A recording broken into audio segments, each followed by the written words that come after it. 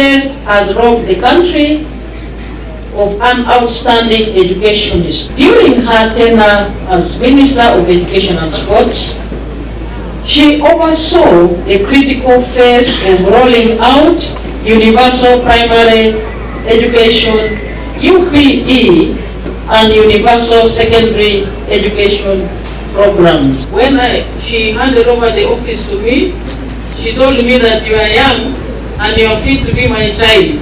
When you need me, give me a phone call and I will give you any answer in light of the education sector. And indeed, whenever you would call her, she would have a ready answer. Download the app on App Store or Google Play Store now. Vision Digital Experience, the future of media.